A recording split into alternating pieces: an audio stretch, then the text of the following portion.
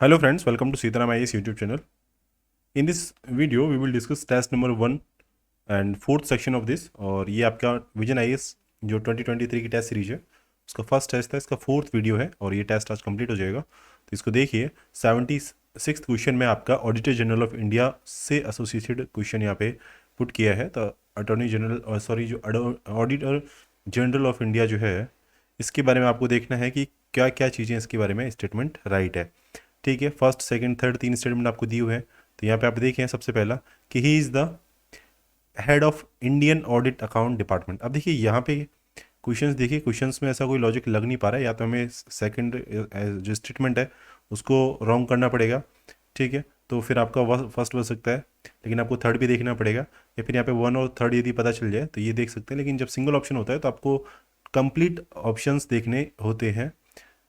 एक चीज़ ये आपको ध्यान रखनी है, और इसमें कोशिश करें कि सेकंड और थर्ड जो है वो आप देख सकें। फर्स्ट आपको बेसिक मालूम है कि हेड होता है Indian audit and account department का, तो ये तो जनरल स्टेटमेंट हो गया। अब आप सेकंड और थर्ड में देख सके तो वो देखिए कि इसमें कहा है कि ऑडिटर जनरल का जो टेन्योर है कितना होता है, तो आपको ये मालूम होना चाहिए ये आपका 665 आर्टिकल 148 में ऑडिटर जनरल होगा।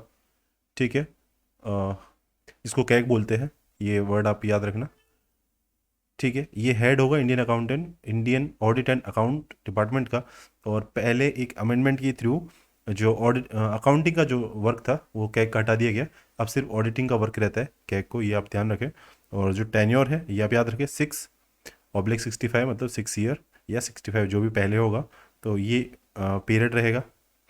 तो यहाँ से इसको एलिमिनेट कर दें। देन आपका थर्ड है union finance minister can represent the CAG. अब देखिए कैग कॉन्स्टिट्यूशनल पोस्ट है, पार्लियामेंट में जब भी रिपोर्ट वगैरह रखनी होगी तो कैग जो है प्रेसिडेंट को रिपोर्ट पब्लिश करेगा, आगे सेंड करेगा। Then president will put this report in parliament.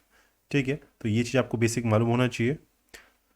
तो सेकेंड और थर्ड को आप यहाँ से हटा दें तो फर्स्ट आपका बचेगा। Then we move ahead with question number 77। और 77 क्वेश्चन में आपका देखिए जो आपका प्रेसिडेंट रूल जो है स्टेट में, उसमें कहा है कि कौन कौन सी कंडीशन आपकी प्रॉपर है। ठीक है, तो प्रॉपर मतलब जिसको देखते हुए कह सकते हैं कि प्रेसिडेंट रूल किसी स्टेट में लगाया जा सकता है। तो आपको ये मालूम होना चाहिए कि सरकारी कमीशन जो एस्टेब्लिश हुआ 1983 में, उसकी रिपोर्ट 88 में आई थी। ठीक है, तो जब आप लिखे सरकारी कमीशन की रिकमेंडेशन 1988 की लिखें, और इसके बाद में आपका जो कह सकते हैं कि सुप्रीम कोर्ट की रूलिंग थी SR बोमई केस की। ठीक है, ये आपका 1994 का था। इसमें कहा गया था कि कौन कौन सी कंडीशंस प्रॉपर हैं और कौन कौन सी इम्प्रॉपर है। तो प्रॉपर में आप देखिए ऐसी है कि यदि जनरल इलेक्शन हो गया है, ठीक है, जनरल इलेक्शन यदि हो गया है असेंबली का, और उसके बाद में यदि हंग असेंबली की कंडीशन हो जाती है, मतलब क्लियर मेजोरिटी नहीं है, ऐसी कंडीशन में जो है प्रेसिडेंट रूल लग सकता है। अदरवाइज जो पार्टी है उन्हें मेजोरिटी नहीं है उनके पास में, मतलब जो मेजोरिटी उनके पास में, मिनिस्ट्री थी उनके पास में लेकिन मिनिस्ट्री को रिजाइन करना पड़ा किसी वजह से, तो गवर्नर उस टाइम पे यदि अनेबल है, मतलब अलग से मिनिस्ट्री फॉर्म करने की कैपेसिटी किसी दूसरी पार्टी के पास में नहीं है, तो उस टाइम पे भी लग सकता है, हंग असेंबली की कंडीशन में लग सकता है। एक थर्ड है कि कोई पार्टी हार गई है, पहले मेजोरिटी में थी, रूल में थी, लेकिन बाद में हार गई, तो उस टाइम पे फिर से कोई कह सकते हैं कि दोबारा से मिनिस्ट्री दूसरी पार्टी जो है कोalition नहीं बना पा रही है, तो उस टाइम पे भी ये चीज़ लग सकती है। इसके अलावा यदि सेंट्रल गवर्नमेंट की जो कॉन्स्टिट्यूशनल डायरेक्शंस जो है इनको यदि नहीं माना जाता है स्टेट के द्वारा, तो इस टाइम पे भी लग सकती है।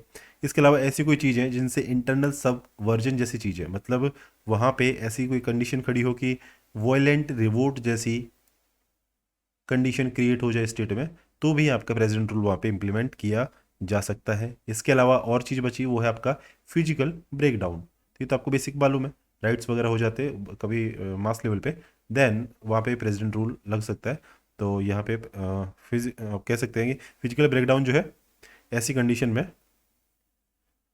कॉन्स्टिट्यूशनल ऑब्लिगेशन जो है स्टेट पूरी नहीं कर पाएगा, तो इस टाइम पे प्रेसिडेंट रूल लग सकता है। लेकिन अब इसमें से देखिए कौन कौन सी कंडीशन दे रखी है। ये government is deliberately acting against the constitution, तो ये कंडीशन सही लग रही है। A constitutional direction of the central government is disregarded by the state. अब कॉन्स्टिट्यूशन डायरेक्शन दिया ना कॉन्स्टिट्यूशन के अंदर प्रोविजंस के थ्रू, देन ये सही है। एक है माल एडमिनिस्ट्रेशन, तो ये टर्म गलत है। जो माल एडमिनिस्ट्रेशन जो है, इस टर्म को इसी SR बोमे केस जो था 1994 का, इसमें बताया गया कि ऐसा यदि इस बेसिस पे सेंट्रल गवर्नमेंट यदि सजेस्ट करती है प्रेसिडेंट को प्रेसिडेंट रूल लगाने के लिए, तो वो कंडीशंस सही नहीं होंगी।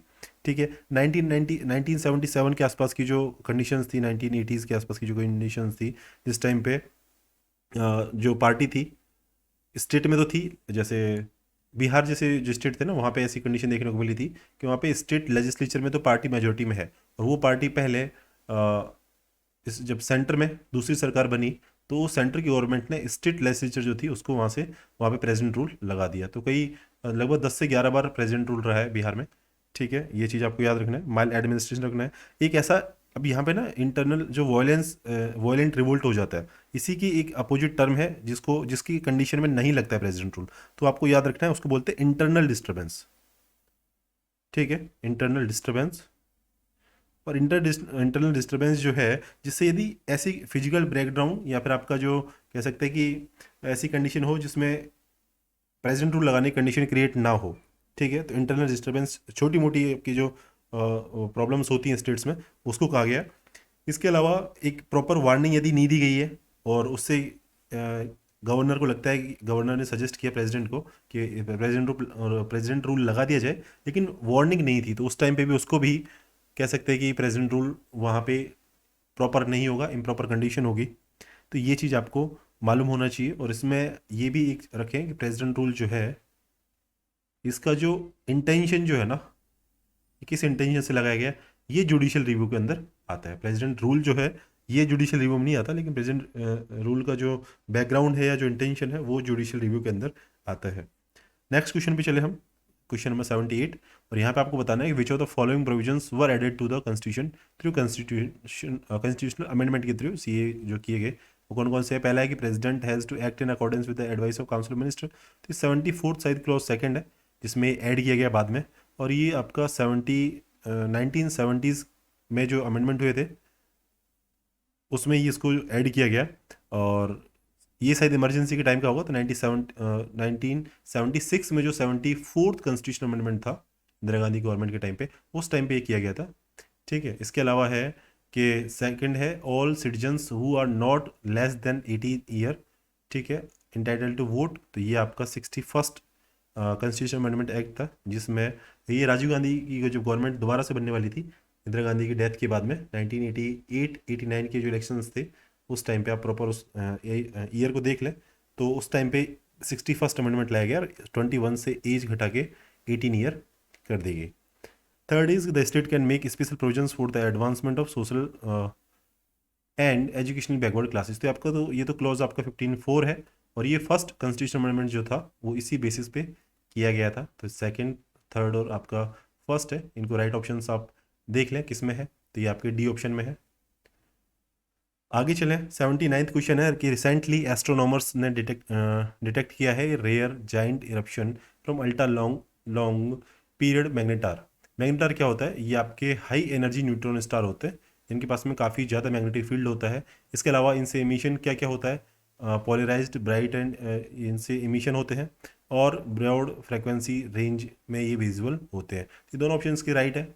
साइंस टेक की कुछ टर्म है स्पेस से रिलेटेड, ठीक है, वो 2023 के लिए मैं आपको टर्म शेयर टेलीग्राम पे कर दूंगा। टेलीग्राम चैनल में आपको बताया सीताराम IAS_ UPSC मैंने बताया, वहाँ पे मैं शेयर कर दूंगा कि साइंस टेक में स्पेस से रिलेटेड कौन कौन सी टर्म है। जिसमें अभी एक टर्म जरूरी इंपॉर्टेंट है आपके लिए, वो है गैलेक्टिक लेंसिंग। ठीक है, इसको आप देख लें, गैलेक्टिक लेंसिंग जो है ये इंपॉर्टेंट टर्म है। इसके अलावा कूपर बेल्ट वगैरह जो है, एस्टेरॉयड बेल्ट वगैरह जो है, ये तो बेसिक टर्म है जो आपको आती होगी, लेकिन अभी इंपॉर्टेंट जो है गैलेक्टिक लेंसिंग है। और एक प्राइवेट कह सकते हैं स्टार्टअप है, उसने एक रॉकेट लॉन्च किया था विक्रम S नाम से, तो उसके बारे में कुछ डिटेल्स आपको मालूम चले तो वो करें। बाकी मैं टेलीग्राम पे इसको शेयर कर दूंगा, एक पर्टिकुलर वीडियो बना दूंगा इसके बारे में, साइंस टेक में कौन कौन से टॉपिक 2023 के लिए इंपॉर्टेंट हो सकते हैं। आगे क्वेश्चंस पे चले, 80th क्वेश्चन है आपका, डायरेक्ट DPSPC के बारे में है, और जो पूछा है कि यूजफुल है इंडिया में, किस लिए ज़रूरी है, क्योंकि दे जो ये जो DPSP है ये फिल करते वैक्यूम को, पार्ट 3 में जो रह गया है सोशो इकोनॉमिक राइट्स में, तो ये भी आपका राइट है। बेसिक स्टेटमेंट आप देख लीजिए, they help court in exercising judicial review, तो ये हेल्प करते हैं कोर्ट को। They enable the opposition to exercise influence and control over the operation of government. ये तीनों चीज़ें इसमें बेसिक पॉइंट है, ये आपको कॉमनली चीज़ें आनी चाहिए। इसके अलावा देखिए ये भी कहा गया था कि बीकन लाइट है, पॉइंट लिख लें आपकी, ये बीकन लाइट है कोर्ट के लिए। ये हेल्प करते हैं कोर्ट को जुडिशियल रिव्यू करने के लिए, कोई एक्ट जो है उसकी कॉन्स्टिट्यूशनल वैलिडिटी होगी या नहीं होगी उसको चेक करने के लिए ये हेल्प करते हैं। इसके अलावा जो स्टेट एक्शन जो होते हैं, लेजिस्लेटिव एग्जीक्यूटिव एक्शन जो होते हैं, उनमें कोर्ट को गाइड करते हैं कि कौन से इनके जो एक्ट जो किए गए, एक्शन जो लिए गए वो राइट है या रॉन्ग है। इसके अलावा जो डोमेस्टिक और फॉरेन पॉलिसीज़ होती हैं, चाहे वो पॉलिटिकल हो, चाहे इकोनॉमिक हो, चाहे आपकी सोशल स्पेयर में हो, उसमें स्टेबिलिटी जो होती है एक्चुअली उसको मेंटेन करने में ये हेल्प करता है। इसके अलावा फंडामेंटल राइट को ये सप्लीमेंट करते हैं, ये बेसिक पॉइंट आपको आना चाहिए। और अपोजिशन को काफ़ी हेल्प करते हैं प्रेशर बनाने के लिए गवर्नमेंट पे, ताकि जो गवर्नमेंट की पॉलिसीज़ हैं वो बेहतर बन सके। इसके अलावा ये क्रूशियल टेस्ट के फॉर्म में भी वर्क करती हैं गवर्नमेंट के परफॉर्मेंस का, तो क्रूशियल टेस्ट की तरह काम करते हैं परफॉर्मेंस में। इसके अलावा जो प्रीएम्बल है उसको एम्पलीफाई करते हैं, ठीक है, प्रीएम्बल को एम्पलीफाई करते हैं। और इसमें जो जस्टिस, लिबर्टी, इक्वलिटी, फ्रेटर्निटी जैसी जैसी जो चीज़ें हैं उनको सिटीजन्स के लिए सिक्योर करने की इसमें जो है कोर्ट वगैरह जो है डिसीजंस ले सकते हैं रूलिंग्स में। तो ये कुछ बेसिक पॉइंट आप लिख लें डीपीएसपी के बारे में। इंस्ट्रूमेंट ऑफ इंस्ट्रक्शन इन्हें कहा जाता है, और काफ़ी सारी इसके बारे में डिबेट वगैरह भी हुई थी, उनको आप एक बार देख लें तो वहाँ से आपके पॉइंट्स क्लियर हो जाएंगे। डीपीएसपी का आपका जो पार्ट है, पार्ट 4 है, आर्टिकल आपके 36 से लेके 51 तक है। और कौन कौन से डीपीएसपी है एक आगे क्वेश्चन आएगा, उसमें हम डील करेंगे कि कौन कौन से गांधीयन है, कौन कौन से नेहरूवियन है, और आपके कौन कौन से लिबरल पॉइंट उसमें होंगे, लिबरल डीपीएसपी होंगे, तो उसको देखेंगे। आगे क्वेश्चन नेक्स्ट करें 81, और इसमें है कि सिटीजन जो है कब कब लूज कर सकता है सिटीजनशिप को। ठीक है, तो एक तो आपका डिप्रीविएशन होता है, एक रेनशिएशन होता है, और एक टर्मिनेशन होता है। ठीक है, अब रेनशिएट होता है जब आदमी खुद खुद जब एकदम उसका उसने कोई कंट्री छोड़ दिया है, दूसरी कंट्री में रहने लग गया है, तो खुद की माइंड से डिसीजन लेके उसको रेनशिएट करता है। ठीक है, इसके अलावा आपका है डिप्राइव कर दिया जाता है स्टेट के द्वारा, या टर्मिनेट कर दिया जाता है। ये दो कंडीशन होती है, तीनों कंडीशन में जो है टर्मिनेट कर दी जाती है, आपकी सिटीजनशिप लूज कर सकता है कोई भी सिटीजन। तो इसमें देखिए ऑप्शन दिए हैं, voluntarily acquire the citizenship of foreign state, ये भी बेसिक पॉइंट है। अनलॉफुली यदि ट्रेड किया जाता है वॉर के टाइम पे एनिमी कंट्री के साथ में, तो हो जाएगा टर्मिनेट। इसके अलावा सिटीजनशिप फ्रॉड तरीके से लिया जाता है तो भी टर्मिनेट चीज़ें हो जाएंगी। सिटीजनशिप से रिलेटेड जो एक्ट है उसमें ये सब चीज़ें लिखी हुई है। सिटीजनशिप अमेंडमेंट एक्ट आपका 1955 का है, उसमें ये मेंशन किए हुए हैं। 3 तरीके हैं, लेकिन डिप्रीविएशन में जो है ना, किस तरह से जो स्टेट है उसको डिप्राइव कर देगा, उसमें चीज़ें हैं कि या तो फ्रॉड है, ठीक है, तो फ्रॉड यदि किया है तो डिप्राइव हो जाएगा। इसके अलावा आपका यदि डिसलॉयल्टी दिखाई है कॉन्स्टिट्यूशन के लिए, disloyalty to Indian constitution, icon का मतलब इंडियन कॉन्स्टिट्यूशन आप याद रखें, मैं बार बार यही चीज़ यूज़ करता हूँ। वॉर वगैरह कंडीशन है। एक और है इसमें कि यदि 5 साल के अंदर यदि उसे 2 साल से ज़्यादा, 2 ईयर से ज़्यादा का यदि उसे इम्प्रिजनमेंट का कोई ऐसा कोई केस होता है जिसमें उसको इम्प्रिजनमेंट होती है 2 से ज़्यादा, और जब कब कि जब नेचुरलाइजेशन तरीके से उसने 5 साल जब ले लिया एक बार सिटीजनशिप, उसके 5 साल के भीतर, मतलब उसने 2023 जनवरी में सिटीजनशिप एक्वायर कर लिया, इसके 5 साल तक मतलब 2028 तक यदि वो ऐसा कोई क्राइम करता है जिसकी 2 साल से ज़्यादा की सज़ा है, तो उसकी जो कह सकते हैं सिटीजनशिप जो है वो यहाँ पे फिर से डिप्राइव उसको कर दिया जाएगा सिटीजनशिप से। इसके अलावा यदि कोई आदमी 2023 में सिटीजनशिप लिया, इसके बाद में यहाँ 24 के से लेके और 24 से लेके 2030 तक, मतलब 7 साल हो गया, लगातार 7 साल सिटीजनशिप लेने के बाद में अदर कंट्री में रहता है, तो वहाँ पे भी जो है ये प्रोविजंस खत्म हो जाएंगे, उसकी सिटीजनशिप को जो डिप्राइव कर दिया जाएगा उस पर्सन को। तो ये चीज़ आप याद रखें 3 में, डेप्रीविएशन, रेनुशिएशन और टर्मिनेशन। देखो टर्मिनेट कर दी जाती है कब, जब कोई अदर कंट्री की सिटीजनशिप ले लेता है तब तो टर्मिनेट हो जाएगी। ठीक है, क्योंकि उसने वॉलेंटरली वो चीज़ें क्या होती हैं कि दूसरी सिटीजनशिप ले ली है तो यहाँ की टर्मिनेट हो जाएगी। ये एक इन टर्म्स का डिफरेंस याद रखें। टर्मिनेशन मतलब स्टेट खत्म कर देगा जब उसने दूसरे कंट्री की ले ली है, और आपका रेनुशिएशन मतलब खुद ने छोड़ दिया। टर्मिनेशन मतलब स्टेट ने खत्म कर दिया, और डिप्रीविएशन है कि कब उसको खत्म किया जा सकता है, तो उसकी कंडीशंस अलग अलग यहाँ पे दे रखिए। क्वेश्चन नंबर 82 पे चले, अदरवाइज वीडियो काफ़ी बड़ा हो जाएगा। ठीक है, 82 देखिए तख्त वगैरह के बारे में है, तो आपको मालूम होना चाहिए 5 तख्त होते हैं, 3 आपके पंजाब में है सिख रिलीजन से रिलेटेड है। एक आपका पटना साहिब है, एक आपका महाराष्ट्र में है किसी नाम से, वो याद रखें। तो जो पंजाब वाले हैं वो एक जो शिरोमणि अकाली, ये जो दल वाली जो पार्टी थी ना, जिस तख्त से बिलोंग करती थी, शिरोमणि गुरुद्वारा प्रबंधक कमेटी, ठीक है, तो ये पंजाब की है। तो ये सिर्फ 3 को ही करती है, ये चीज़ आप याद रखें। और ये स्टेटमेंट है कि प्रेजेंट सिख रिकोगनाइज 5 प्लेसेस, तख्त विचार पंजाब में सभी नहीं है। 4 तख्त आर लिंक टू गुरु गोविंद सिंह, तो ये 4 नहीं है, 3 है, ये याद रखें। और ऑल द तख्त, तो ये भी आपका स्टेटमेंट ये नहीं है। और कोई राइट कौन सा है इसमें देखना था। 5 पंजाब में नहीं है, शिरोमणि गुरुद्वारा सभी को नहीं करता है, तो ये सही होगा, 4 होगा सही। हाँ, गुरु गोविंद सिंह से रिलेटेड 4 है, एक अलग से है, ठीक है, वो हरगोविंद सिंह जी हैं या पता नहीं कौन है, उनसे है। तो 4 को एक रेगुलेट करते हैं, 4 एक से लिंक हैं, गुरु गोविंद सिंह से रिलेटेड 4 हैं, और एक जो है हरगोविंद सिंह जी जो हैं उनसे एसोसिएटेड है। तो बस आपको लोकेशंस थोड़ी याद रखें कि 3 कहाँ पे है। एक पटना में है, एक आपका महाराष्ट्र में है, और जो आपके पंजाब में है ये आपका अमृतसर वाले। और जो 2 लोकेशंस और हैं उनको आप एक बार मैप में देख लें कौन कौन सी जगह पे है। और काफ़ी अभी क्वेश्चन इतना इसमें करंट में नहीं है, तो ये क्वेश्चन शायद ही पूछा जाए। और यदि ऐसी रिलीजियस जो चीज़ें होती हैं इनसे रिलेटेड यदि कोई करंट में न्यूज़ रहती है तो ज़रूर तैयार कर ले। जैसे वो रामानुजन वाली statue of unity, statue of unity नहीं, वो कुछ दूसरी स्टैच्यू थी वो बनाई गई थी, ठीक है, तो उससे एसोसिएटेड क्वेश्चन पूछा था रामानुजन वाली से। तो उसको आगे इसमें देखेंगे कौन सी स्टैच्यू थी, वो आगे क्वेश्चंस में आएगा। स्टैच्यू ऑफ यूनिटी तो आपकी जो गुजरात स्टेट में बनाई गई थी। 83rd क्वेश्चन आपका, which among the following constitution amendment fall outside scope of 368। तो यदि सिटीजनशिप में अमेंडमेंट करना है, या तो एक्वायर करनी है या किसी को किसी सिटीजनशिप हटानी है, तो उस टाइम पे 368 से अलग वहाँ पे प्रोविजन हो सकते हैं। यदि काउंसिल ऑफ स्टेट बनानी है, लेजिस्लेटिव काउंसिल जो बनानी है, तो उसमें भी आपके सिंपल चीज़ें हो सकती हैं। और आपका जो स्टेट्स के लैंड बॉर्डर वगैरह चेंज करना है, नाम चेंज करना है, बॉर्डर अल्टर वगैरह करना है, तो उसमें भी सिंपल मेजोरिटी से 368 के जो स्कोप है उससे अदर चीज़ें हो सकती हैं। तो ये आप देख लें, यहाँ से काउंसिल हो गया, ये हो गया। डीपीएसपी के लिए आपको 368 जैसे फंडामेंटल राइट है, डीपीएसपी है। मतलब एक चीज़ याद रखें, जो बेसिक स्ट्रक्चर है ना, ठीक है, उसमें यदि कोई चेंज करना है जो आपका बेसिक स्ट्रक्चर को ख़त्म नहीं करता, उसमें जो टर्म आती है जैसे सेक्युलरिज्म हो, सब उसमें कोई चेंज होगा, जैसे फंडामेंटल राइट है, जैसे डीपीएसपी है, इनमें जो चीज़ें बेसिक स्ट्रक्चर में आती हैं, और वो बेसिक स्ट्रक्चर को यदि अमेंडमेंट चेंज नहीं करता है, ख़राब नहीं करता है, तो उन चीज़ों से रिलेटेड जो आपका चेंज है वो 368 के थ्रू होता है, जहाँ पे आपका आधे लोगों की जो टोटल स्ट्रेंथ जो है हाउस की, वो इतना वोट मिलना चाहिए, प्लस जो प्रेजेंटर वोटिंग है उसका 2/3 मिलना चाहिए, ठीक है। तो इस तरह से स्पेशल मेजोरिटी चाहिए बिल को पास करवाने के लिए, तब वो कॉन्स्टिट्यूशन अमेंडमेंट होगा। और जॉइंट सिटिंग नहीं होती है, ये भी आपको टर्म मालूम होगा कि कॉन्स्टिट्यूशन अमेंडमेंट से एसोसिएटेड जब बिल्स आते हैं तो उसमें जॉइंट सिटिंग पार्लियामेंट की नहीं हो पाती है। 84th क्वेश्चन है कि अटॉर्नी जनरल के बारे में फिर से क्वेश्चन पूछा है कि he must be a person who is qualified to be appointed as जज ऑफ द सुप्रीम कोर्ट।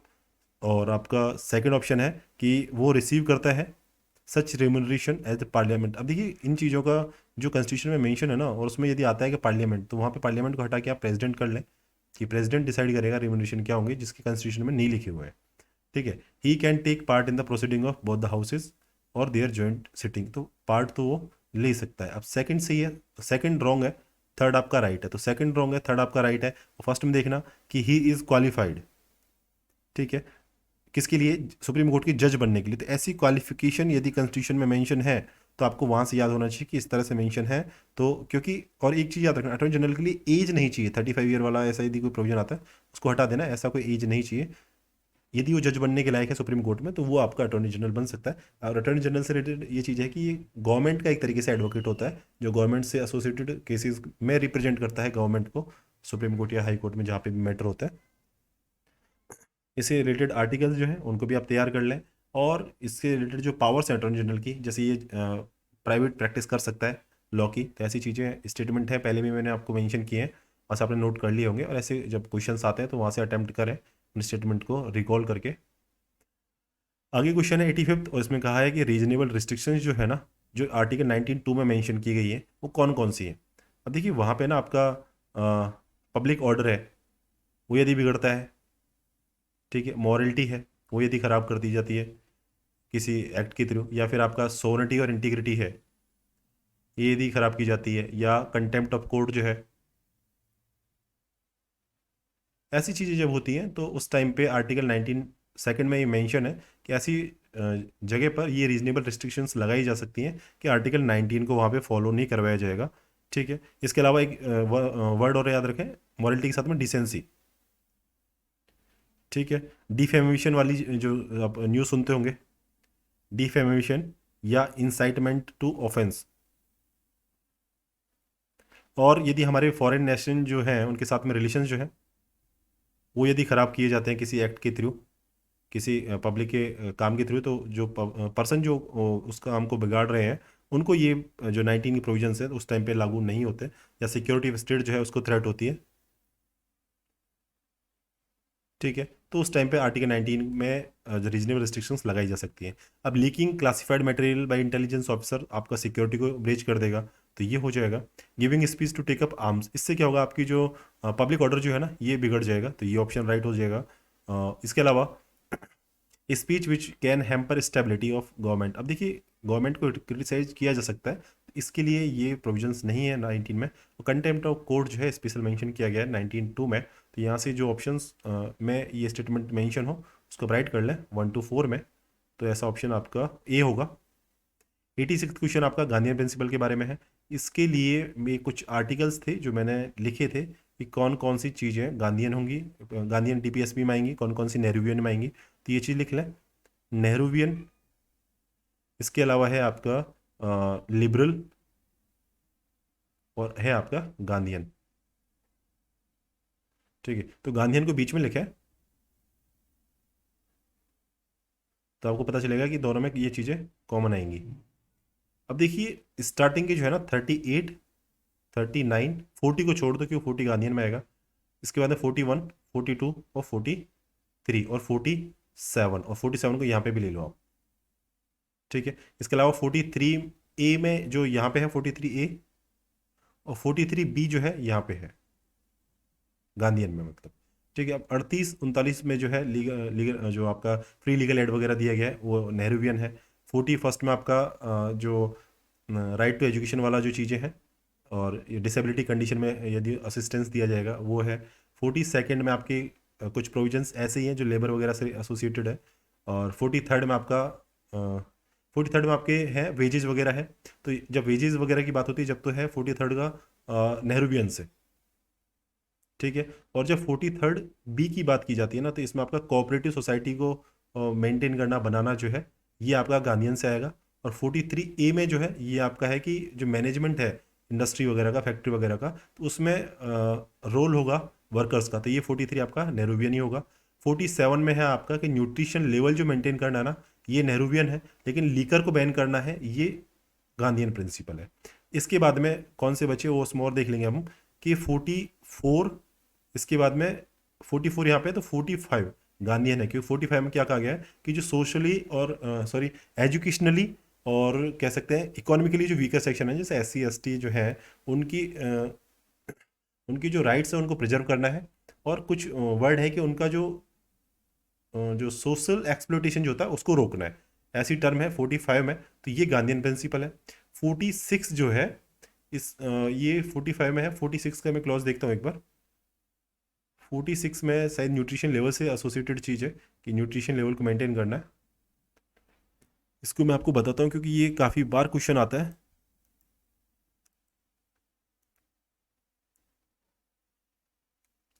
मैं इसको आपको बताऊंगा। मैं एक शेयर करता हूँ आपके साथ में, माइंड मैप शेयर करता हूँ। हाँ, ये आपको दिख रहा है ना, हाँ यहाँ पे देखिए मैंने यहाँ पे पॉइंट बना रखे हैं DPSP से रिलेटेड।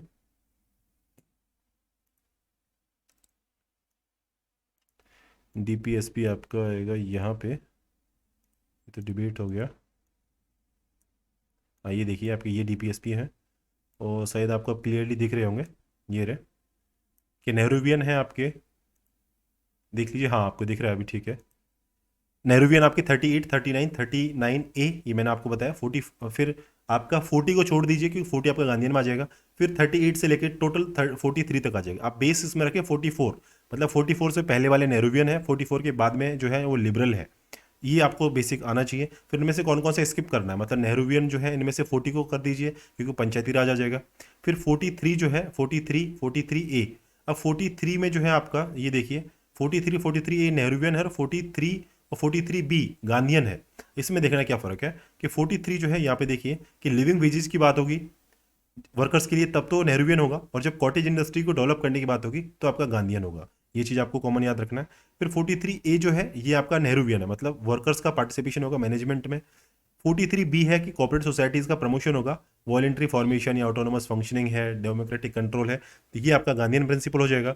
फिर 44 से लेके आगे जो है वो आपके कह सकते हैं कि लिबरल है, लिबरल इंटेलेक्चुअल है। लेकिन एक और था आपका जो इसमें था नेहरूवियन में, वो था 47 में दो क्लॉज है, duty of state to raise the level of nutrition and standard of living, तो ये तो नेहरूवियन में आ जाएगा या सोशलिस्ट में आ जाएगा। और फिर है इम्प्रूव द पब्लिक हेल्थ, ये उसमें आ जाएगा नेहरूवियन या सोशलिस्ट में। लेकिन जब लीकर को कंजम्पशन जो इंटॉक्सिकेटिंग जो ड्रिंक है इनकी कंजम्पशन को रोकना है, तो ये आपका गांधीयन में आएगा, drugs which are injurious to health. तो ये तो आपके हो गए नेहरूवियन।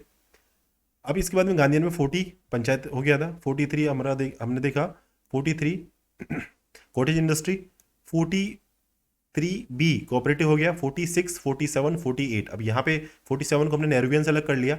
अब देखिए कि 46 और 48 जो है ये गांधीयन है, लेकिन 48 जो है ये कॉमन है गांधीयन और लिबरल में। अब इसमें क्या फ़र्क आएगा, तो 46 और 48 को देख लीजिए। 47 हमने देख लिया, तो 46 देखिए प्रमोशन वाला हो गया कि इसका एजुकेशन और इकोनॉमिक इंटरेस्ट जो है इनको प्रिजर्व किया जाएगा, सोशल इंजस्टिस एक्सप्लोटेशन से प्रोटेक्ट किया जाएगा। 47 का हमने सेपरेट कर लिया कि लीकर वाला है ये गांधीयन है, और न्यूट्रिशन और स्टैंडर्ड ऑफ लिविंग और पब्लिक हेल्थ को इंप्रूव करना है आपका नेहरूवियन है। लेकिन 48 और है जिसमें है आपका कि जो काऊ का स्लॉटर है, काव्स वगैरह है, मिल्चिंग ड्रॉट, ये जो आपके ड्रॉट कैटल वगैरह जो होते हैं इनकी ब्रीड है, इनको इंप्रूव करना है, ऐसी चीज़ें जो है ये आपकी गांधीयन है। जबकि एग्रीकल्चर और एनिमल हस्बेंड्री को प्रमोट करना है, ये आपका लिबरल है। ठीक है, ये हो गया लिबरल में। अब लिबरल में इसके आगे की सभी शामिल होंगे, कौन कौन से, 44 हो गया। 45 में क्या आपका एजुकेशन वाला है कि राइट टू एजुकेशन वाला जो है वो अमेंडमेंट किया गया था बाद में, तो ये आपका 45 है कि प्रोविजन होंगे फ्री एंड कंपलसरी एजुकेशन के फॉर चिल्ड्रन। ठीक है, इसके अलावा जिसमें आपका जो प्राइमरी एजुकेशन जो है ना इसके बारे में मेंशन है इसमें 45 में, तो यहाँ से 44 45, अब 46 को छोड़ दें क्योंकि 46 आपका गांधीयन में है, 47 आपके दोनों में है ऊपर, तो ये यहाँ पे दो हट जाएंगे बीच में, बाकी लगातार होंगे 44 45, दो छोड़ दो 8 9 0 और 1। अब इसमें आपका 48 49 50 51, तो ये देख लीजिए सिंपल है। इसके बाद में तो ये 48 में है आपका protection improvement of environment safe guard forest and wild life. 49 में आपका मॉन्यूमेंट वगैरह प्लेसेस वगैरह जो है नेशनल इंपॉर्टेंस के उसका प्रोटेक्शन है, जुडिशरी एग्जीक्यूटिव से सेपरेशन है, और इंटरनल पीस और सिक्योरिटी का प्रमोशन है, जी आपका लिबरल में हो जाएगा। तो इनको आप याद रखें, इसका स्क्रीनशॉट ले लें आप यहाँ से, या फिर इसको मैं टेलीग्राम पे शेयर कर दूंगा यदि किसी की डिमांड हो तो। आगे हम टॉपिक पे चलते हैं फिर से वापस, और क्वेश्चन है आगे, इसको आप देख लेना फिर यहाँ से सीधा पता चल जाएगा। ठीक है, पंचायत वाला जो हो जाएगा, और इसके अलावा आपका इक्वल जस्टिस वगैरह है, ये गांधीयन नहीं है। रेज न्यूट्रिशन लेवल नहीं है, जो लीकर वाला था ये गांधीयन हो जाएगा। तो इसको यहाँ से ऑप्शंस इसके देख लेना।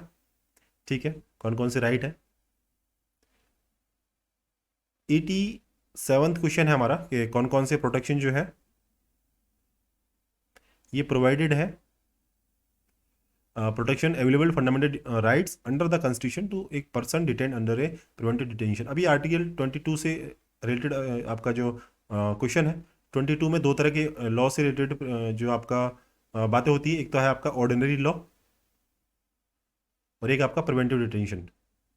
प्रिवेंटिव जो लॉज होते हैं उनसे एसोसिएटेड आपके डिटेंशन है। ठीक है, एक आपने ये भी देखा होगा पुलिस कस्टडी और आपकी जुडिशियल कस्टडी, इसमें डिफरेंस था। जैसे आप ऑर्डिनरी लॉ जो आपका प्रिवेंटिव लॉज वगैरह जो है उससे एसोसिएटेड जो डिटेंशन वाली टर्म है, वहाँ पे इसका मेंशन जो है 42 में दो तरह से बातें वहाँ पे की गई। 87वां क्वेश्चन के एसोसिएटेड वहाँ पे हम पॉइंट देखेंगे, इसमें दो तरह से ऑर्डिनरी और इसमें। अब ऑर्डिनरी लॉ से एसोसिएटेड जब यदि किसी को मजिस्ट्रेट के सामने करना होता है, पेश करना होता है, वो 24 में होता है ऑर्डिनरी लॉ में।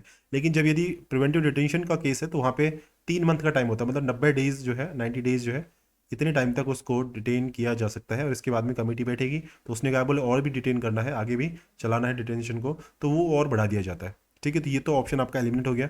तो सेकंड को हटाएं तो सेकंड से आपका ये हट जाएगा, ये हट जाएगा। अब आपको देखना है कि फर्स्ट राइट है या रॉन्ग है। अब पहला देखिए, the ground of detention should be communicate to the detenu even if the it is against the public interest. अब पब्लिक इंटरेस्ट सबसे प्राइम है, तो यदि ऐसा है तो उसको कम्युनिकेट नहीं किया जाएगा।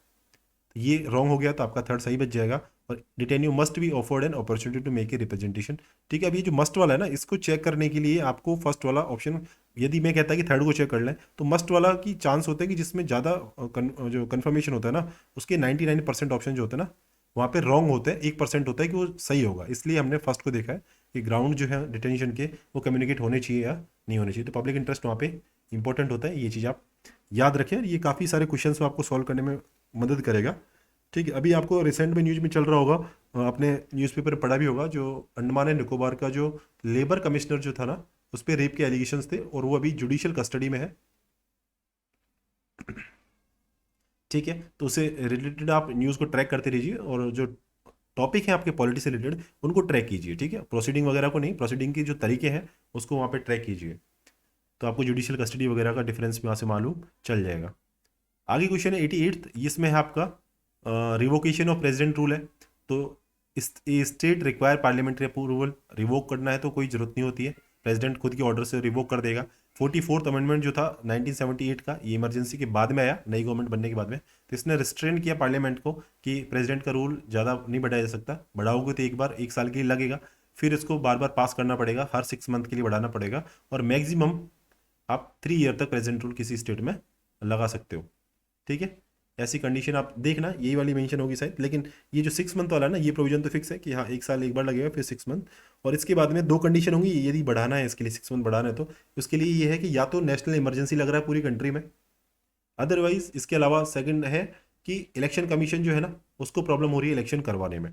ऐसी कंडीशन में इमरजेंसी जो प्रेसिडेंट रूल जो है वो लगा रहेगा किसी स्टेट में।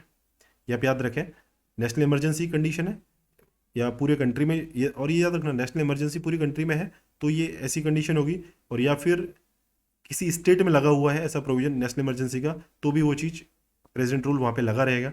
सेकंड में इलेक्शन कमीशन को ये सर्टिफाई करना पड़ेगा कि जनरल इलेक्शन जो है वो लेजिस्लेटिव असेंबली के लिए अभी पॉसिबल नहीं है किसी डिफिकल्टी की वजह से। तो ये चीज़ आप जरूर याद रखें। और ये आप देखना कि 3 साल ही है क्या मैक्सिमम, क्योंकि एक तो होता है एंड टाइम्स बढ़ा सकते हैं, ठीक, एक तो प्रोविजन वो अलग है, शायद वो नेशनल इमरजेंसी होगा मेरे हिसाब से, क्योंकि प्रेसिडेंट रूल को तो शायद 3 ईयर ही मैक्सिमम किया गया है। ठीक है, इसको बताना, कमेंट करना यदि ये स्टेटमेंट ठीक नहीं है तो। आगे चले क्वेश्चन नंबर 89 पे। 89 में आपका कंस्टिट्यूट असेंबली से एसोसिएटेड कुछ स्टेटमेंट दिए हैं कि ये फुली सॉवरन बॉडी थी, ये आप स्टार लगा लें, फुली सॉवरन थी, मतलब इसमें ब्रिटिशर्स का कोई रोल नहीं था। इसके अलावा ये अब्रोगेट कर सकती थी ब्रिटिश पार्लियामेंट रिलेशन इंडिया, तो ये 1947 का इंडिपेंडेंस ऑफ इंडिया एक्ट आया था, इसमें ये चीज़ लिखी हुई थी कि ब्रिटिश ने जो पार्लियामेंट जो कानून बना रखे हैं उनको अब्रोगेट कर सकती है, चेंज कर सकती है। प्रिंसली स्टेट नेवर ज्वाइन, तो ये आप याद रखें, प्रिंसली स्टेट ने बाद में ज्वाइन किया था। ठीक है, उस टाइम पे इन्होंने ज्वाइन नहीं किया था, लेकिन बाद में किया था। और ये कंस्टिट्यूट असेंबली बनी थी तो इसमें मुस्लिम लीग के लोग थे जिन्होंने बाद में रिनाउंस कर दिया था, हट गए थे इससे, तो ये आप याद रखें। और दूसरा जो कंस्टिट्यूट असेंबली थी, एक पॉइंट इसके बारे में एक और है कि ये आपकी कह सकते हैं कि डायरेक्टली इलेक्टेड नहीं थी, नॉट डायरेक्टली इलेक्टेड। ठीक है, ये चीज़ आप याद रखें, इनडायरेक्टली इलेक्टेड थी, कुछ मेंबर इसमें नॉमिनेटेड भी थे। आगे चलें, इसके ऑप्शंस देख लेना कौन सा है। फर्स्ट राइट है आपका, सेकंड राइट है, और थर्ड हटा दें तो फर्स्ट और सेकंड हो जाएगा, एक स्टेटमेंट रॉन्ग करना था आपको साबित। 19th क्वेश्चन आपका कि नॉट करेक्ट है गवर्नमेंट ऑफ इंडिया 1919 में क्या था, जो 1909 में एक्ट आया था ना, उसमें मुस्लिम्स को अलग से सेपरेट इलेक्टोरेट दिया गया था। ठीक है, इसको बाद में बढ़ा दिया 1919 के एक्ट से, आपका सिख को दे दिया गया, एंग्लो इंडियन थे इनको दे दिया गया, और जो अदर थे ना उनके लिए भी दे दिया गया।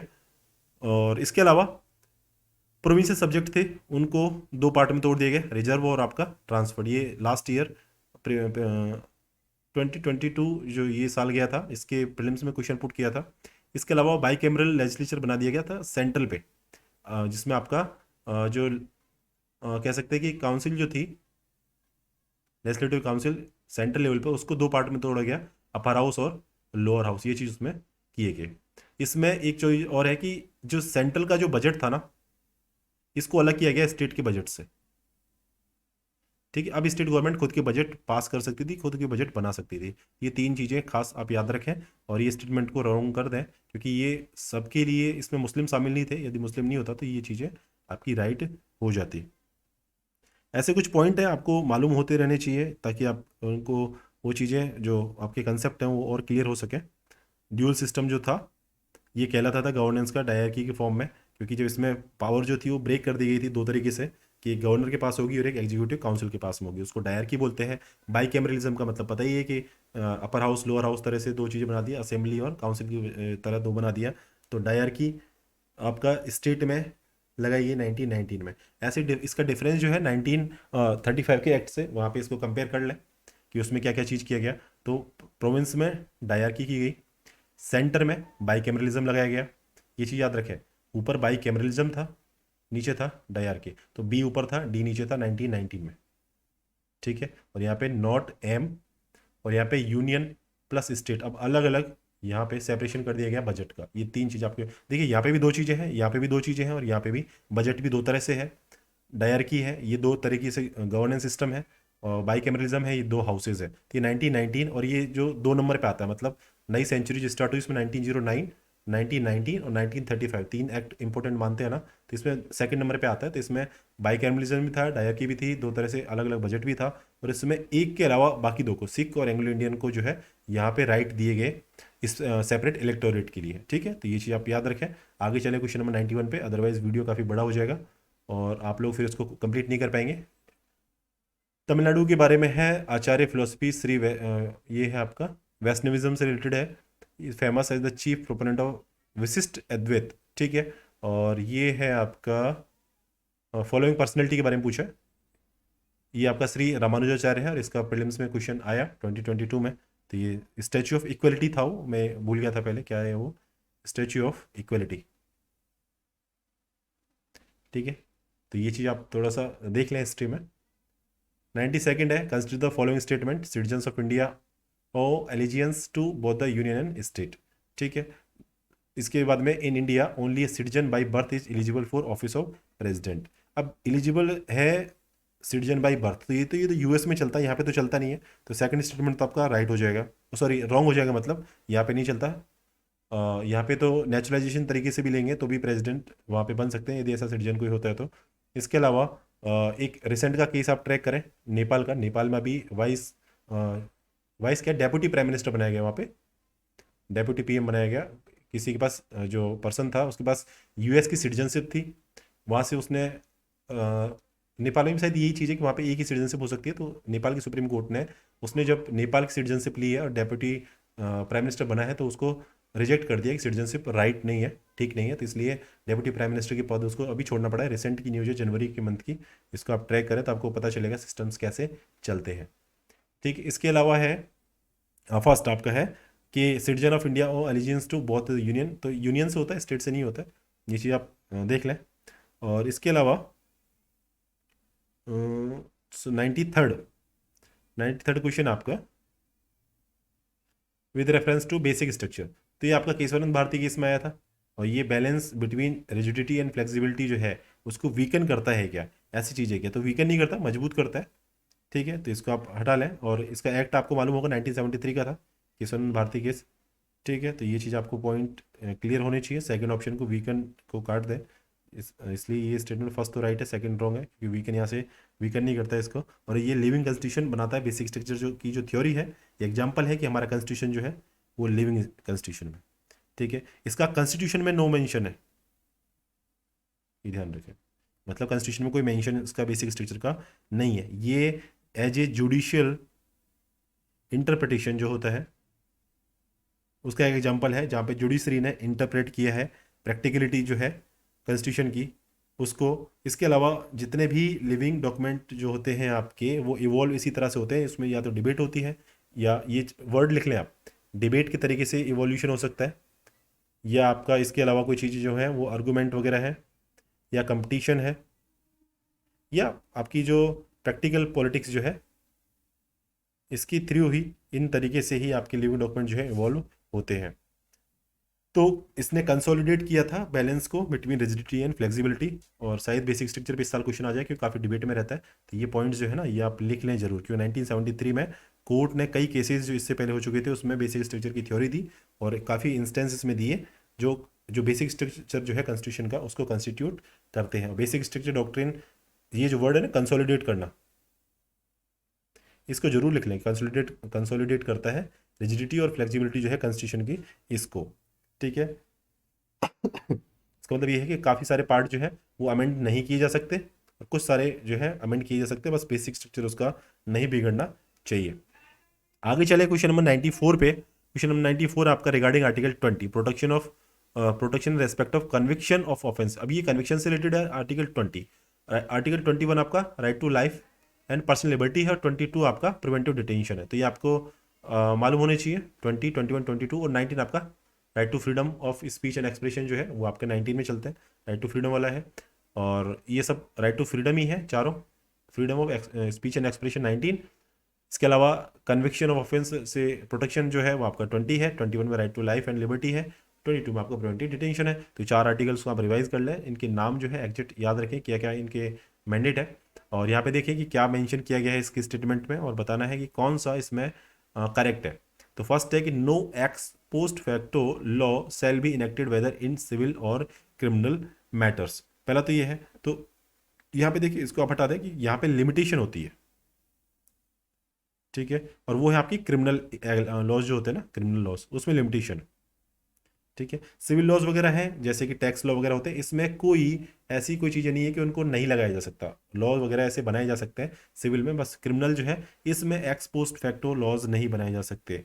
ठीक है, मतलब रेट्रोस्पेक्टिवली वो लागू नहीं किए जा सकते क्रिमिनल में, बाकी सिविल जो होते हैं उसमें हो सकता है। जैसे रेट्रोस्पेक्टिव टैक्सेशन वगैरह जो टर्म अभी न्यूज़ में रही थी एक साल पहले ही, और न्यूज़ में रहती है कि 2011 शायद कुछ ऐसे टाइम से उसको टैक्सेशन फिर से कंपनी पे लगाया गया था, और शायद ये मेरे हिसाब से वोडाफोन वाला केस था। आप और उसको ट्रैक करना, मुझे कमेंट करना कि क्या यही था वोडाफोन वाला केस था जिसमें रेट्रोस्पेक्टिव टैक्सेशन किया था। ठीक है, तो उसमें यही है कि वहाँ पे एक्स पोस्ट फैक्टो लॉज जो है इनेक्ट किए जा सकते हैं सिविल केसेस में, बस क्रिमिनल में नहीं किए जा सकते। सेकंड स्टेटमेंट आपका है कि protection against self incrimination covers protection against giving thumb impression and blood specimen. अब देखिए, सेल्फ इंक्रिमिनेशन जो है इसका मतलब ये है कि खुद की अगेंस्ट कोई खुद को गवाही देने के लिए मजबूर नहीं किया जाएगा, ये तो ठीक है। ठीक है, लेकिन इसमें जो थंब इंप्रेशन और ब्लड स्पेसिमेन वगैरह है ना, ये जांच के लिए जरूरी है, तो ये जरूरी होता है देना, इसमें कोई प्रोटेक्शन नहीं है। तो यहाँ पे कंपल्सन है कि थंब इंप्रेशन देगा, सिग्नेचर करना पड़ेगा, सिग्नेचर भी कंपलसरी है, ब्लड स्पेसिमेन देना जरूरी है। और जो इसके अलावा कंपलसरी एग्जीबिशन जो होता है बॉडी का, मतलब बॉडी पार्ट्स की चेकिंग वगैरह तो जो होती है, जांच वगैरह होती है, वो यहाँ पे कंपल्शन है, तो उनके अगेंस्ट प्रोटेक्शन नहीं है। बस सेल्फ इंक्रिमिनेशन जो है वो आपका खुद की गवाही स्टेटमेंट जो है ना उसके लिए प्रोटेक्शन है। In case of corruption charges against a public servant either the court और department should take action to avoid double jeopardy. ठीक है, इसमें ये भी गलत है क्योंकि डबल जियोपार्डी जो आपकी कोर्ट है ना वो नहीं करेंगे, मतलब सेम क्राइम के लिए अलग अलग पनिशमेंट नहीं देंगे, एक बार ही पनिशमेंट मिलेगी। लेकिन जो डिपार्टमेंट वगैरह होते हैं वो अलग से उसके और पनिशमेंट क्रिएट कर सकते हैं। तो ये ध्यान रखें, डबल जियोपार्डी जुडिशरी के लिए है, इंटरनल डिपार्टमेंट को इंक्वायरी वगैरह होती है, कोई पनिशमेंट वगैरह मिलता है तो वहाँ पे ये चीज़ें नहीं होंगी। तो ये चीज़ आपको याद रखना है, प्रोटेक्शन अगेंस्ट डबल जियोपार्डी सिर्फ आपकी कोर्ट ऑफ लॉ या जुडिशियल ट्रिब्यूनल्स जो है, ठीक है, उसमें ही प्रोटेक्शन प्रोवाइड करेंगी। ये आप जरूर याद रखें, डिपार्टमेंटल या एडमिनिस्ट्रेटिव आपकी अथॉरिटीज़ होती हैं, ठीक है, उनसे कोई यहाँ पे जो जुडिशियल नेचर की नहीं होती है, इसलिए कोई प्रोटेक्शन यहाँ पे नहीं मिलता है, और डबल जियोपार्डी जैसी कंडीशन वहाँ पे देखने को मिल सकती है। 95 आपका क्वेश्चन है, constitutionalism is a philosophy of limited government. ठीक है, ये क्वेश्चन आया हुआ प्रीलिम्स में पहले कि कॉन्स्टिट्यूशनलिज्म का मतलब क्या है, तो लिमिटेड गवर्नमेंट है। अब इसने आगे इवॉल्व कर दिया क्वेश्चन को, which are the following features of the Indian constitution enforce this philosophy. तो कौन सा है कि लिमिटेड है, तो फंडामेंटल राइट है, प्रोटेक्शन देते हैं स्टेट से, और स्टेट पर रिस्ट्रिक्शन है इससे। डीपीएसपी जो है ये पॉलिसी बनाने के लिए स्टेट को कहते हैं कि इस तरह से पॉलिसीज बनाई जा सकती है इन फील्ड पे। ठीक है, थर्ड है आपका फंडामेंटल ड्यूटीज, ये आपकी किसकी होती है, तो ये तो आपकी बाउंड नहीं है, कंपल्सन नहीं है स्टेट पे। ठीक है, ये चीज़ है। दूसरा फंडामेंटल ड्यूटी ये सिटीजन्स की होती है, तो ये भी स्टेट बाउंड नहीं है। तो जब ये आपकी बात आती है लिमिटेड गवर्नमेंट की, तो फंडामेंटल राइट है ना, ये लिमिटेशन होता है, ये दोनों, ये तो एक लिमिटेशन नहीं है, ये दूसरा लिमिटेशन है। लिमिटेशन मतलब एक तरीके से गाइडेंस है सिटीजन्स के लिए कि इनको फॉलो करेंगे। तो ये दो हटा दें तो फर्स्ट ऑप्शन आपका यहाँ पे राइट बनेगा। ये चीज़ आप याद रखें। जो डीपीएसपी जो होते हैं ये किसी भी गवर्नमेंट को लिमिट नहीं करते हैं, क्योंकि इनफोर्सिबल आपके नहीं है कि जो गवर्नेंस है कंट्री की उसमें। हालांकि ये फंडामेंटल है लेकिन इन्फोर्स करने के लिए लिमिट नहीं करते हैं। ये चीज़ आप याद रखें। 96th क्वेश्चन आप देखिए, इसमें क्या तरीके से ऑप्शंस हैं।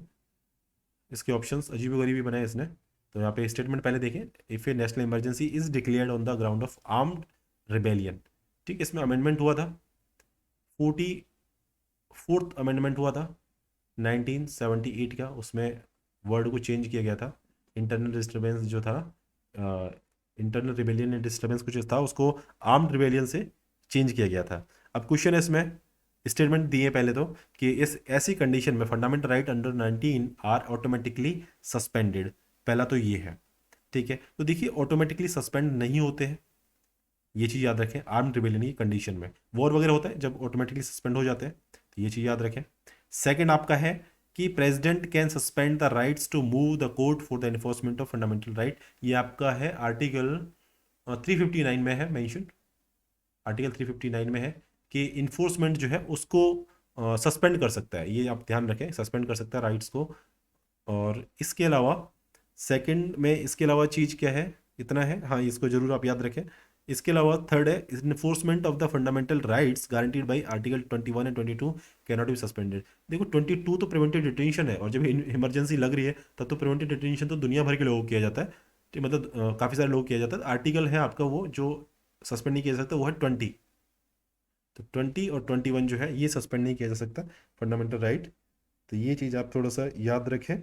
और इसके अलावा 22 है इसलिए स्टेटमेंट गलत है, 20 और 21 होता तो वहाँ पे होता है। ये 44 जो 4th अमेंडमेंट था उसमें कहा गया था, इसने स्कोप जो था उसको रिस्ट्रिक्ट किया था, और प्रेसिडेंट सस्पेंड नहीं करेगा आर्टिकल 2021 को, ये इसमें मेंशन था। और कन्विक्शन फॉर ऑफेंसेस जो हैं ये आपके 20 है, right to life and personal liberty जो है आपका 21 है। इसके अलावा जो कानून आपके इमरजेंसी से रिलेटेड हैं वो प्रोटेक्ट किए जाएंगे, जिनको चैलेंज किया प्रोटेक्टेड किया जाएंगे चैलेंज करने से। इसका मतलब ये है कि जुडिशियल रिव्यू हो सकता है मैनर का, कि किस मैनर पे लगाई गई है, और वहाँ पे क्लियरली कहना होता है कि आर्म्ड रिबेलियन की बेस्ड पे वहाँ पे किया गया है। इसके अलावा और जो लॉज वगैरह जो है ना वो यहाँ पे शामिल नहीं होते हैं। इनको एक बार आप 358 और 359 को नोट्स बना रखे हो, वहाँ से रिवाइज कर लेना, या फिर मैं शेयर कर दूंगा टेलीग्राम पे 359 358 को, वहाँ से आप एक बार फिर से देख लेना। क्वेश्चन पे चले 96 के बाद में, ये आपने देख लिया, सेकंड स्टेटमेंट यहाँ पे राइट होगा। और 97 क्वेश्चन देखिए, इसके स्टेटमेंट देखिए। लिंग्विस्टिक माइनॉरिटी से रिलेटेड स्पेशल ऑफिसर जो है इसके स्टेटमेंट रीड कीजिए, इसका आंसर लगाइए। इसमें एक चीज़ और आप याद रखें, इससे पहले जो क्वेश्चन है उसमें कि सेकंड स्टेटमेंट जो है ना सस्पेंड कर सकता है राइट टू मूव। तो ये आप याद रखें, राइट टू मूव आपका जो रेमेडीज़ है ना वो अवेलेबल नहीं हो पाएंगी यदि इमरजेंसी है तो। बाकी जो राइट है वो सस्पेंड नहीं होते। Right to move to the court जो है ये सस्पेंड हो जाता है इन्फोर्समेंट के लिए, तो ये याद रखें। और इसमें और चीज़ें 358 और 359 जब आप देखेंगे तो वहाँ पे आपको मालूम चल जाएंगे कि 44th में आपका जो इंटरनल आर्म रिबेलियन जो है ना, इसको नेशनल इमरजेंसी जब आपका वॉर या एक्सटर्नल एग्रेशन कंडीशन होती है तो ही होगा आर्टिकल 19 ऑटोमेटिकली सस्पेंड। यदि आर्म्ड रिबेलियन है तो आपका जो है ऑटोमेटिक सस्पेंड ये नहीं होगा। ये चीज़ें थोड़ी सी बेसिक आप याद रखें, और आगे क्वेश्चन उसको सॉल्व करें लिंग्विस्टिक ऑफिसर वाला, special linguistic officer for linguistic minorities, ठीक है। अब इसका आर्टिकल एक तो कि कौन से आर्टिकल के थ्रू इसको बनाया गया है, तो 1956 में 7th आपका कॉन्स्टिट्यूशन अमेंडमेंट किया गया था, और इसने एक नया आर्टिकल 350B डाला गया। तो आपका ये याद रखें 7th आपका कॉन्स्टिट्यूशन अमेंडमेंट एक्ट था 56 का, इसमें आर्टिकल 350B ऐड किया गया। पार्ट कौन सा था, तो आप पार्ट भी जरूर याद रखें। इसमें पार्ट आपका 17th पार्ट था, 17वां पार्ट था। इसको मैं फिर से यहाँ पे करता हूँ, 17th पार्ट था। इसके अलावा इसमें और जो चीज़ें थी, यहाँ पे कहा गया कि स्पेशल ऑफिसर लिंग्विस्टिक माइनॉरिटीज़ के लिए होगा, और अपॉइंट उसको किया जाएगा प्रेसिडेंट के द्वारा। प्रेसिडेंट उसको अपॉइंट करेगा, और ड्यूटी जो है स्पेशल लिंग्विस्टिक ऑफिसर जो है उसकी काम होगी कि वो इन्वेस्टिगेट करेगा जो लिंग्विस्टिक माइनॉरिटीज़ जो है, लिंग्विस्टिक माइनॉरिटीज़ जो है उनको सेफ गार्ड प्रोवाइड करेगा। उससे एसोसिएटेड जो मैटर्स हैं उनकी सेफ गार्ड से रिलेटेड लिंग्विस्टिक माइनॉरिटीज़ के, उनसे रिलेटेड मैटर्स जो है उनको इन्वेस्टिगेट कर सकता है ये। और ओरिजिनल कॉन्स्टिट्यूशन में ऐसा कोई प्रोविजन मेंशन नहीं था स्पेशल ऑफिसर जो है उसके बारे में। इसके बाद में ये आपका एक्ट हुआ। रिकमेंडेशन इसकी जो स्टेट रियूनेशन कमीशन जो था 1953-54 का, 1953 55 का, इसमें रिकमेंडेशन दी गई थी कि ऐसा होना चाहिए। फिर 7th कॉन्स्टिट्यूशन अमेंडमेंट हुआ, उसमें उसको चेंज कर दिया गया। अब इसमें देखिए इसका जो रिपोर्ट है ना, इसको अपॉइंट प्रेसिडेंट करेगा, तो ये रिपोर्ट भी है ना प्रेसिडेंट को देगा। और लेकिन इसमें ये है कि फिक्स नहीं है कि एनुअल रिपोर्ट दे रहा, तो ये फिक्स नहीं है एनुअल रिपोर्ट। जब प्रेसिडेंट मांगेगा रिपोर्ट तो पब्लिश प्रोवाइड की जाएगी यहाँ पे। तो प्रेसिडेंट ये सब चीज़ें रिपोर्ट जब दी जाएगी तो पार्लियामेंट में रखेगा, और गवर्नमेंट के पास में वो चीज़ें स्टेट जो कंसर्न है उनसे के पास में जाएगी। तो फर्स्ट तो आपका हो जाएगा 350B 7th कॉन्स्टिट्यूशन अमेंडमेंट 1956 में। It can investigate all matters related to safeguard provided for both linguistic and religious minority. ये वर्ड हटा दें, लिंग्विस्टिक माइनॉरिटी की बात है तो उसमें यहाँ पे चीज़ें प्रोवाइड की जाएंगी। तो सेकंड स्टेटमेंट गलत, फर्स्ट वाला आपका राइट हो जाएगा। क्वेश्चन आपका है 98th है, और 98th में देखिए कहा गया है कि which of the following initiatives of the government are said to be giving effect to direct principle of state policy. अब देखिए कौन कौन से इसमें चीज़ें आएंगी कि कौन कौन से इनिशिएटिव जो है गवर्नमेंट के वो इफेक्ट दे सकते हैं डीपीएसपी को। तो यहाँ पे देखिए पहला है कि old age pension scheme for person people above 65। तो पहले में आपका जो आर्टिकल 41 है ना, इसमें बताया गया है कि जो राइट टू वर्क है उसको सिक्योर कर सकती है गवर्नमेंट। एजुकेशन है, राइट टू एजुकेशन है, राइट टू पब्लिक असिस्टेंस है। यदि अनएम्प्लॉयमेंट है, ये वर्ड आप याद रखें, अनएम्प्लॉयमेंट है, ओल्ड एज है, सिकनेस है, या डिसेबलमेंट है, इस कंडीशन में उनको वर्क प्रोवाइड करना, उनको एजुकेशन प्रोवाइड करना, ठीक है। इसके अलावा उनको असिस्टेंस प्रोवाइड करना, पब्लिक असिस्टेंस, ये आर्टिकल 41 में दिए गए। तो इसके बेस्ड पे आपको पेंशन स्कीम दी जाती है ओल्ड एज वालों को, ठीक है। एक तो ये है। सेकंड है adoption of criminal procedure code जो 1973 में, तो सिविल प्रोसीजर कोड होगा, क्रिमिनल प्रोसीजर सीपीसी, क्रिमिनल नहीं है, सिविल प्रोसीजर कोड होगा, ठीक है। 1973 का नहीं था ये। इसके अलावा क्रिमिनल तो आपका शायद 80s 80s 80s 60s का था, ठीक है। आईपीसी जो था, इंडियन पेनल कोड, और क्रिमिनल प्रोसीजर शायद 1973 का नहीं, इसको एक बार चेक करना, मेरे हिसाब से तो ये नहीं है, ये ईयर शायद गलत लिखा हुआ है। इसके अलावा adoption of criminal procedure code, इसके लिए एक चीज़ याद रखें कि ये आर्टिकल 50 में लिखा हुआ है, ठीक है। आर्टिकल 50 में क्या सेपरेशन जुडिशरी एग्जीक्यूटिव का, तो इसमें जो सेपरेट किया जाएगा जुडिशरी को एग्जीक्यूटिव से, पब्लिक सर्विसेज जो है स्टेट की उसमें, इस तरह से क्या होगा, जुडिशियल पावर जो है वो डिस्ट्रिक्ट अथॉरिटीज़ जैसे कलेक्टर है, तहसीलदार है, ये हटा दी गई, क्योंकि इसके पहले डीएम की तरह जो है कलेक्टर वर्क करते थे, ठीक है। तो ये पावर जो है वो उनसे हटा ली गई, क्योंकि क्रिमिनल प्रोसीजर जो कोड है 1973 का, इसको बनाने से सेपरेशन जो है, separation of power between judiciary and executive, वो वहाँ पे क्लियर किया गया, और ये पावर उनकी हटा ली गई तहसीलदार और आपकी कलेक्टर की। एक चीज़ ये है, तो ये आपका याद रखें।